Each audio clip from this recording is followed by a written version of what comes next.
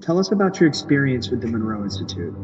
First started probably 25 years ago, I'd say, when I first read the books. I was in my early 20s at the time, and I'd always been a seeker, so I was always kind of asking those big questions like, why are we here? And I was interested in all kinds of psychic phenomena, and somehow I landed on remote viewing, and that's how I learned about Robert Monroe, because I read somewhere that the remote viewers had actually gone to the Monroe Institute as part of their training. And so I found the books and read them, and I was just blown away reading about his experiences. To me, I was kind of, I guess, skeptical a bit. I mean, as you would be. There's pretty fantastic things that he's writing about. But to me, if those things were real, that was just mind-blowing to me. Like, that just changed my whole understanding of like reality. Then I got kind of busy with career and family, and then, maybe 10 or 15 years later, I actually got around to like doing the exercises. And it started for me with the Gateway at home, and I got the downloads, and I went through it, kind of one by one. And I was really trying to have the experience that Robert Monroe documents in the books, that peel out of your body kind of experience, because I wanted to validate this. My experiences started really with lucid dreams. That was the first thing to me that was sort of out of the ordinary. And it continued to evolve as I continued to work through the Gateway exercises, and I continued to do them, every day. I just started having more and more experiences, and eventually I did have those kinds of experiences that Bob Monroe wrote about, that peel out of your body, see yourself standing in bed. And over the course of maybe 5 years or so, I really pursued those experiences and had all kinds of crazy things happen. But I got to the point where I proved to myself beyond any doubt whatsoever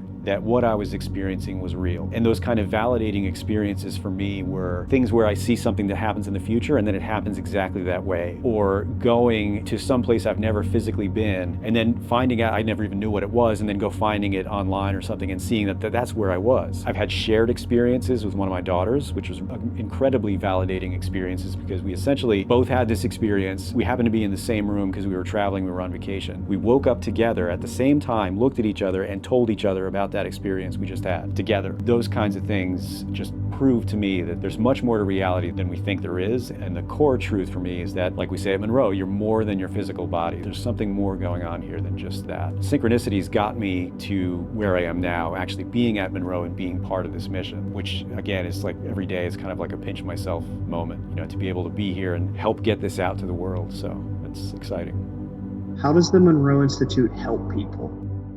The core of what we do is really helping people. We're giving them tools and we're giving them techniques to basically come to this understanding that we're more than our physical body. At the core of what we do, that's kind of what it is. And there's lots of different ways that you can do that. But what Robert Monroe found was using the tools that we have, the audio technology, this is a way to allow people to experience these states that allow them to come to that conclusion on their own. What's really important about that, because this is not a new idea that you're more than your physical body, and religions have been saying that forever, but there's a huge difference between believing that or taking that on faith and actually knowing that through your own direct experience. That's where a major shift happens. So what we do is helping people come to that understanding through their own direct experience. And by giving them access to these states of awareness and giving people these guideposts that we use, like what we do in Gateway, that gives them a framework for getting those answers. And beyond that, then it's for you to find your truth. We don't give people dogma, like we don't have a set of beliefs that we ask you to accept that core possibility that you might be more than your physical body. But beyond that, you're on the journey to discover your truth. And unless you discover it yourself through your experience, it's not your truth, it's somebody else's truth. And that's something that Robert Monroe said. He said, go find out for yourself. He wrote about his experiences, but it's up to you to have your experiences.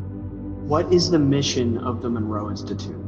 The purpose of our organization, as we stated on our website, is the global awakening of human consciousness. That, I think, is the core of it. We're talking about these experiences that an individual has and, coming to this realization that you're more than your physical body. But the bigger picture behind that is what happens if many people have that experience and many people come to this understanding that we're more than our physical bodies? How does that change the world? How does that change society? I mean, you can imagine it's pretty foundational. A lot of what we do and the laws that we create and the way that our society is set up is sort of based on the idea of materialism, that this is all there is, that we're here, by some cosmic accident and we have this life and that's it afterwards. But when that shifts, it changes the way that you would think about setting up things like laws and how society works. And that's what we think about as this global awakening of human consciousness. It's us as a species coming to that understanding of who we really are. that we're more than physical, that there's something more beyond just what we see here now, and there's a reason behind this. If we are more than physical, the reason that we're here can't be just a physical reason. There must be something going on outside of this. There must be some other reason for being here than that. That just can change the world in amazing ways. I can speak to just my own experience. For me, it's changed the way that I sort of interact with other people. It's changed my priorities pretty profoundly. Like a lot of people, I was caught up in kind of the career and all that stuff, and that's what a lot of we feel is important in Western society. But that really changed a lot for me through my experiences, and I realized that the relationships that I have are really important to me. The experiences that I have, learning and growing, which I believe is why we're here, is very important to me. What would a society be like if everyone had that? I think we'd see a lot more behavior based on cooperation and compassion, as opposed to sort of conflict, which is what drives a lot of what happens in our society today. So I think it could be a foundational shift in who we are. Robert Monroe wrote about this experience where he went to the future and saw what society was like in his books, and I think that's where we're headed. I feel like what we're doing here is helping to sort of create the next evolution of humanity, where we really come to understand what this is all about. That's what makes me excited about being part of this.